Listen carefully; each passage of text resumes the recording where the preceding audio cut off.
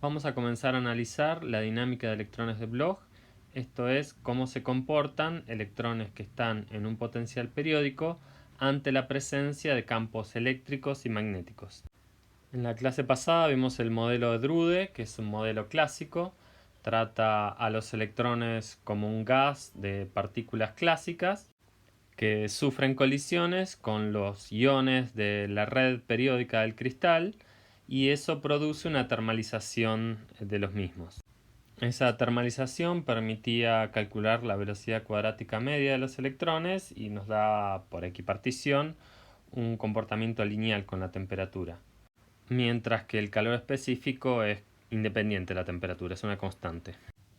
Aunque el modelo de Drude es muy exitoso en el sentido de que permite recuperar la ley de Ohm, también permite calcular el coeficiente de resistividad Hall y recupera bien la ley de Wiedemann-Franz, tiene varias falencias, tanto en las suposiciones que se hace al desarrollar el modelo como en los resultados que se obtienen. Por ejemplo, no puedo explicar un coeficiente de Hall positivo, como se observa en algunos metales, y además sabemos que a temperatura ambiente, en un metal, el gas de electrones se comporta como un gas cuántico, no como un gas clásico. La velocidad característica en un gas de Fermi es la velocidad de Fermi, que no se va a cero cuando la temperatura tiende a cero, sino que es constante. Si usamos los valores del tiempo de relajación tau que se obtienen de un experimento de conductividad eléctrica, por ejemplo, y usamos la velocidad de Fermi para calcular un camino libre medio, usando valores típicos de estas cantidades a temperatura ambiente, uno lo que obtiene es que el camino libre medio es del orden de los 100 Armstrong. Pero eso es mucho mayor que la distancia entre iones en un cristal. Entonces claramente la suposición de Drude de que los electrones están chocando contra los iones tiene problemas. Y de hecho es incorrecta. Para poder entender con qué están chocando los electrones es necesario estudiar la dinámica de los mismos en un potencial periódico. El potencial periódico también nos va a permitir explicar la observación de un coeficiente de Hall positivo en algunos sistemas. Otra cantidad que da muy distinto en el gas cuántico que en el gas clásico es el calor específico para fermiones, porque nos da lineal con la temperatura en lugar de constante. Así que las estimaciones de Drude para la velocidad cuadrática media y el calor específico estaban mal por órdenes de magnitud, pero hay una compensación de errores. Si uno pone los resultados del gas cuántico, recupera bien la ley de Wiedemann-Franz. Ahora, uno se puede preguntar si tiene sentido usar en la teoría de Drude, que está considerando partículas clásicas que están chocando, los resultados de un gas cuántico. La respuesta es que en algunos casos sí es posible y la teoría detrás de eso se conoce como teoría semiclásica, que consiste en armar un paquete de onda para el electrón. El paquete en el espacio real va a tener una forma así de campana, o sea, esto es la probabilidad de encontrar el electrón en algún punto del espacio, lejos de alguna posición x0, esa probabilidad va a ser muy chica, y esta campana va a tener un ancho delta x. Lo mismo va a pasar en el espacio recíproco, el vector de onda. Vamos a tener una probabilidad más alta de encontrar el electrón cerca de algún K sub 0, y para que este K sub 0 esté bien definido, este delta K va a tener que ser mucho más chico que K sub 0. Para poder tratar al electrón como una partícula clásica, esto es, describir la dinámica entre dos colisiones usando ecuaciones de movimiento clásicas, vamos a necesitar que el ancho del paquete sea mucho más chico que la distancia típica que recorre el electrón entre dos colisiones. Pero sabemos que el ancho en X y el ancho en K están relacionados, uno es inversamente proporcional al otro, y esto es el principio de incerteza y sale de hacer un análisis de Fourier. Más adelante vamos a ver que el transporte está dominado por los electrones que están cerca del nivel de Fermi, así que los vectores de onda que nos van a interesar van a ser cercanos al K de Fermi. Entonces, como delta X va a ser del orden de 1 sobre delta K y queremos que delta K sea mucho menor que el K de Fermi, nos queda que el delta X va a tener que ser mucho mayor a un Armstrong, que es un valor típico para la inversa del K de Fermi.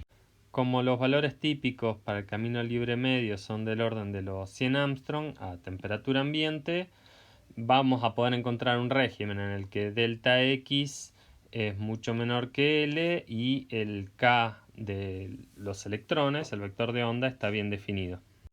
Además, vamos a necesitar que el tamaño característico para la variación de los campos sea mucho más grande que el tamaño del paquete.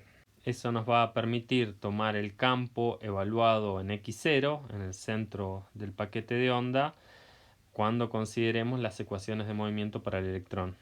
Estos requisitos para poder tratar la dinámica de los electrones con las ecuaciones de movimiento clásicas se dan en una gran variedad de sistemas, así que la teoría de Drude resulta adecuada si a la hora de calcular, por ejemplo, cantidades termodinámicas con el calor específico o velocidades y distancias características, tenemos en cuenta que se trata de un gas cuántico y no de un gas clásico. Lo que nos falta analizar ahora es el rol que juega el potencial periódico. Vamos a ver entonces cómo es la dinámica de una partícula, de un electrón, en un potencial periódico. Del ejercicio 2 de la práctica 9, sabemos que la velocidad media de un electrón con vector de onda k en la banda enésima está dada por el gradiente de la energía de la banda correspondiente. Ahora, si no hay campos externos, esta velocidad media va a permanecer constante y claramente no va a haber colisiones en el sentido que las pensaba Drude, que cuando un electrón tenía una colisión, su impulso salía en cualquier dirección con la misma probabilidad. Lo que va a producir ese tipo de colisiones en un cristal son posibles defectos que tenga la red, impurezas en el cristal y también los fonones. Si el cristal tiene un modo fonónico excitado, eso significa que los iones se separaron de sus posiciones de equilibrio, entonces el cristal pierde la periodicidad perfecta. Lo que vamos a hacer es construir ecuaciones de movimiento clásicas para un electrón en un potencial periódico y después vamos a introducir los efectos de estas colisiones con un tiempo de relajación como lo hizo Drude. Vamos a considerar campos externos débiles en el sentido de que pueden considerarse como una perturbación. Los estados de Bloch van a ser nuestro punto de partida, los estados no perturbados, y vamos a decir que los campos externos van a producir que un electrón que está en un estado de Bloch pase a otro. Para un sistema clásico sabemos que la derivada de la energía respecto al tiempo es igual a la fuerza multiplicada por la velocidad. En este caso la fuerza es la de Lorentz, en la que tenemos un campo eléctrico y un campo magnético. Vemos que el término que incluye el campo magnético es perpendicular a la velocidad, así que no contribuye al cambio de energía con el tiempo. Si los campos externos son débiles, no esperamos saltos en el vector de onda k, sino esperamos que sea una variable continua en el tiempo. En ese caso podemos escribir la derivada de la energía respecto al tiempo usando la regla de la cadena. Escribimos que una derivada respecto al vector de onda por la derivada del vector de onda respecto al tiempo. Comparando esta expresión con esta expresión, vemos que la fuerza por la velocidad tiene que ser igual a la velocidad por la derivada de k respecto al tiempo. Entonces tenemos esta igualdad que podemos escribir así. Y ahora esta expresión vale para cualquier f, así que para que esto sea siempre igual a 0, lo que tiene que pasar es que lo que está dentro del paréntesis sea igual a 0, o sea que h barra por k punto es la derivada de k respecto al tiempo, sea igual a la fuerza externa. Veamos un ejemplo en una dimensión de un electrón que está en una banda de este tipo, un coseno de k por a, T1 es el hopping. al que se le aplica un campo eléctrico externo débil. Usamos esta ecuación y vemos que el ritmo de cambio en el espacio K es constante. Podemos integrar esta ecuación y nos queda un K que depende del tiempo de manera lineal y proporcional al campo eléctrico. La velocidad de la partícula está dada por el gradiente de la energía. La velocidad es la derivada de la posición respecto al tiempo en estas ecuaciones semiclásicas. Usamos la expresión para la relación de dispersión y nos queda que R punto es igual a esta expresión de acá, en la que aparece el vector de onda, que a su vez depende del tiempo. Reemplazamos el resultado que tenemos para el vector de onda en función del tiempo e integramos esta ecuación, así que nos queda un R de t, que es una función periódica en el tiempo. Entonces vemos que la velocidad, la posición y la energía son funciones periódicas del tiempo y todas tienen el mismo periodo tau, que es inversamente proporcional al campo eléctrico. Entonces tenemos un comportamiento algo inesperado para un electrón sujeto a un campo eléctrico externo. Uno se espera una aceleración constante y lo que tiene es un movimiento oscilatorio.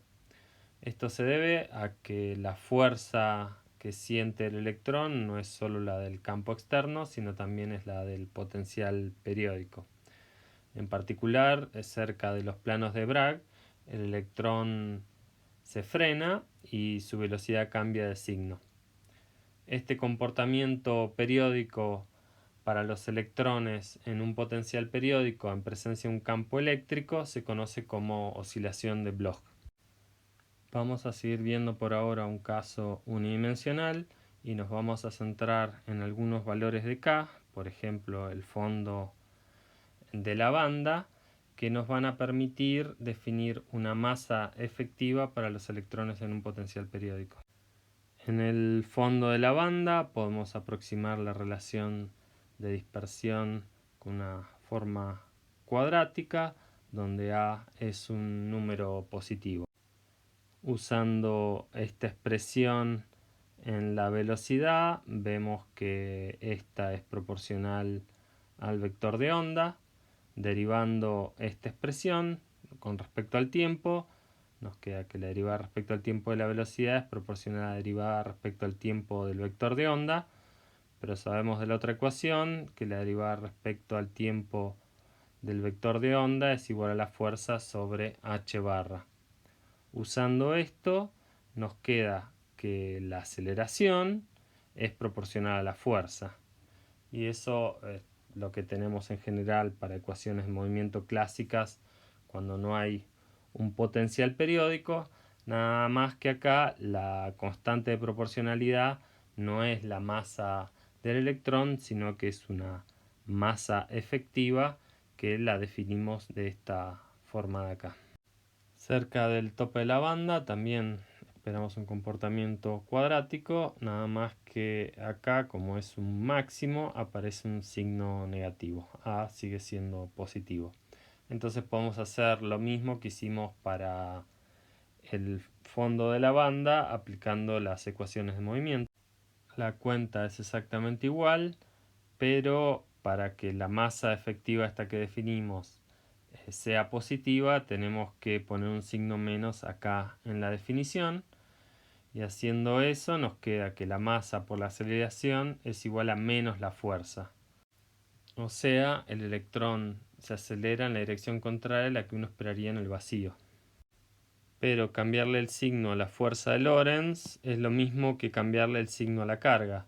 Así que a estos estados de acá lo podemos pensar como que corresponden a partículas con masa m estrella y carga positiva, o sea, menos la carga del electrón. A esos estados se les llama estados tipo hueco. Entonces, si tenemos un electrón que inicialmente está en un estado de una banda como esta, digamos un K sub 0, cuando aplicamos el campo eléctrico, K va a empezar a evolucionar en el tiempo, va a empezar a moverse continuamente a velocidad constante y el electrón va recorriendo los estados de la banda. Cuando el K está cercano al fondo de la banda, el comportamiento va a ser el que uno espera para un electrón en el vacío, nada más que lo va a hacer como si tuviera una masa efectiva, que puede ser más grande o más chica que la del electrón. La velocidad en el K0 inicial va a ser negativa. A medida que recorre la banda se va a ir haciendo cada vez más chica, va a cambiar de signo en el fondo de la banda y se va a hacer positiva en estos valores. Cuando llega a esta zona cambia el signo de la curvatura de la relación de dispersión y uno se está acercando al borde de zona. Vemos que la velocidad acá tenía algún valor y se empieza a hacer cada vez más chica. Lo que está ocurriendo que es que acá se estaba acelerando el electrón en una dirección y acá se está acelerando en la dirección contraria, o sea, se está frenando. Para estos valores de K, el electrón se comporta como si tuviera de vuelta una masa efectiva, una estrella, pero también como si su carga hubiera cambiado de signo.